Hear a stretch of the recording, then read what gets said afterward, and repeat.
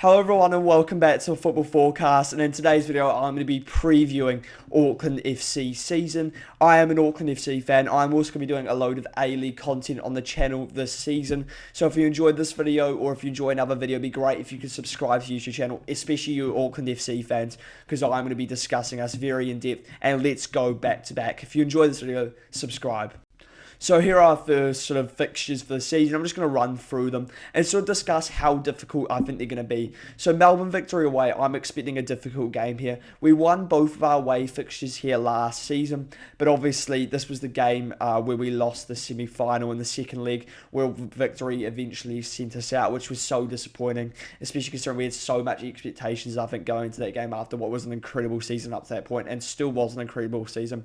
Then we've got Western Sydney Wanderers at home. I'm expecting this to be a very difficult game. They've got Costa Barbarousa signed, and they're a very decent side. Adelaide at home as well. I'm expecting a reasonably difficult game. They've lost some key players though, so I think we should be alright. Phoenix away. I mean, this is going to be tough only because I think it's a derby, but in general, the Phoenix are shit, let's be honest. So I think we should be alright for this game, and I'm expecting them to be pretty crap again this year. Brisbane Roar at home. I think that's an easy 3 points, should be. Newcastle Jets. I think they'll be better than last season, but we should still be able to win that. And the game after that's, in fact, another derby at home this time, and I'm expecting us to win that comfortably. So overall, I think our first couple of fixtures are difficult, and then it gradually gets easier as the season goes on, and that's just sort of the games I'm going to cover for this video so far.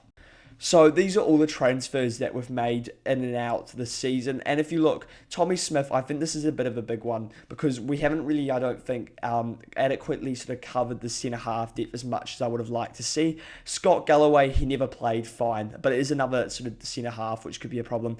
Nadar Moreno is still out of contract. And I mean, this is frustrating because I think we would have really used a player like Nadar Moreno, but I think how we've replaced him is very clever.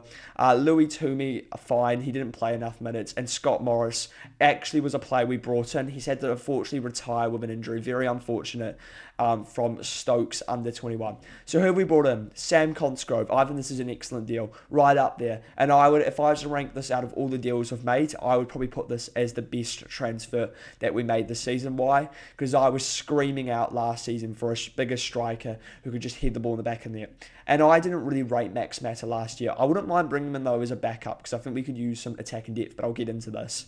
But basically, Cosgrove, I just was like, can we just get a striker who's just a bit more competent and is good in the air? And we just were looking for that last season, and we have finally brought it in.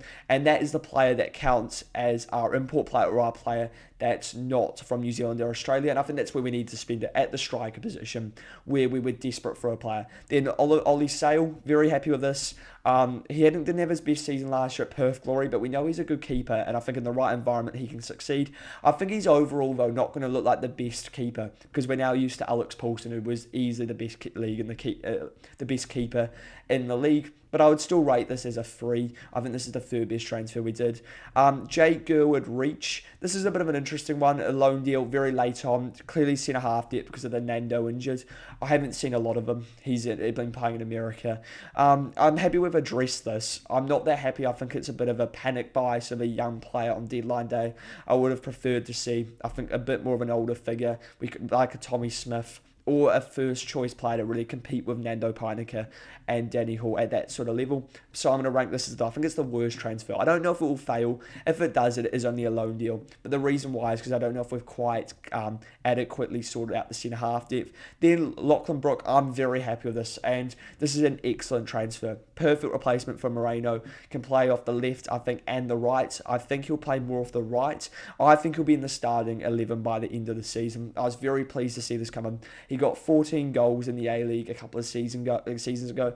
That has been sort of his only great season in the A-League, but I think that's fine. I think if you have one good season in the A-League, you've proved yourself. He hasn't really played here since, so I think this is a great opportunity for him and the club, and I think this is a very good piece of business. Rate these transfers in the comments from best to worst. So what I've got here is the Auckland FC squad depth for the season. I'm going to discuss Do I think it's enough? And also, is it a weakness in the Auckland FC side this season? So, Michael Woud, Oli Sail, Joseph Noakes. First of all, if we start the season with Michael Woud, I'm going to be fuming. It's got to be Oli Sail as number one. Michael Woud may have 2 or 3 good games, but he has a horror game in him. We saw that in the Cup. I think we've also seen this for the New Zealand under-20s at the Olympics before, and that's sort of where I remember him most, and I want to see Oli Sail start in the season. I'm not too concerned about the keeping. It's not going to be as good as Paulsen, but were we ever going to get a keeper as good as Paulsen? No way. So moving on to the defenders, and I think our defensive depth's not great. I think our starting players are excellent, one of the best in the league, but as soon as we sort of lose a couple of players, we get ourselves into trouble. So our first choice, I think, defence will be Sakai, Hall, Peinecker, De Vries. Absolutely rock solid last season when it played. An unbelievable defence, and it had the ability to be good going forward. We saw Sakai get a couple of contributions, a couple of balls he played across the box, and he got own goals for. De Vries, absolutely unbelievable going forward last season. 5 or 6 assists. He was brilliant. He got so many assists from De Vries into Rogerson, and I think that's going to be even more frequent this season because of Cosgrove. Cosgrove will mean that there's more of a threat in the box than Max Mata.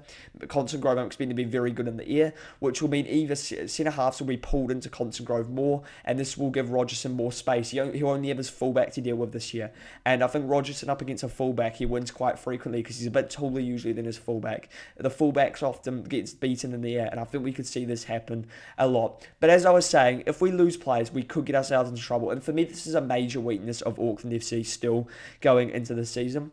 If we lose Sakai, I think that's the only one we can afford to lose. Callum Elliott comes in. But if Peinecker or Hall are injured and we lose Sakai, then all of a sudden we're relying on Jake Girdwood-Reich, who may be brilliant, but we just don't know. I think the key injury though is also the Francis De Vries one. De Vries wasn't injured at all last season. I think that's what we're sort of still relying on.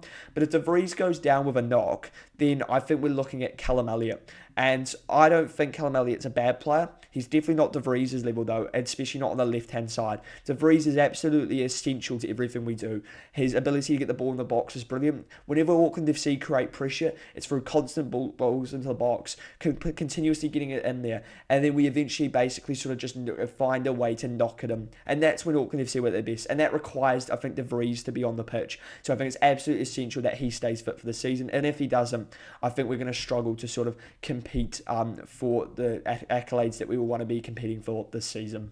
So moving on to the midfielders, I think we've got midfield depth. This is somewhere I'm quite confident, quite happy with. It's most likely going to be Galagos and Brimmer to start the season, and I like Brimmer deeper. That's me. I think Brimmer's better in the sort of deeper pockets than he is sort of in the 10 or even further forward. This is where I think Brimmer's played his best football for us last season. I think he was way better there. In saying this though, if Verstraete starts, I wouldn't be annoyed. I think in some games against the tougher opponents, for example, as I said, Melbourne victory, first game, play Verstraete. I think that's a game where we could use more of that destroyer type midfielder away from home, and that's what I would do for that game. If you look at the other players, we've got Cameron Howson. Howson can also play in that sort of 10 slash that Guillermo Mai role potentially.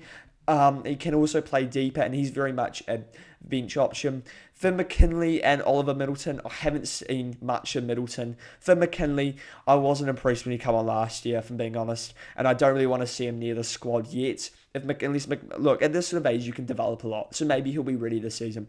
But chances are, I don't want to see McKinley even in the squad really yet. I think this is one of our sort of strong points in the squad. I think we've got the ability to be a bit more attacking, be a bit more defensive, and I think this is an area where we excel. Finally, on to the forwards, and I think if you look at our forwards, you go, overall, a lot of players and should be a lot of depth. I agree. On the wings, Auckland FC are absolutely sorted with depth. If Marley Francois goes down, I think Liam Gillian just slots in.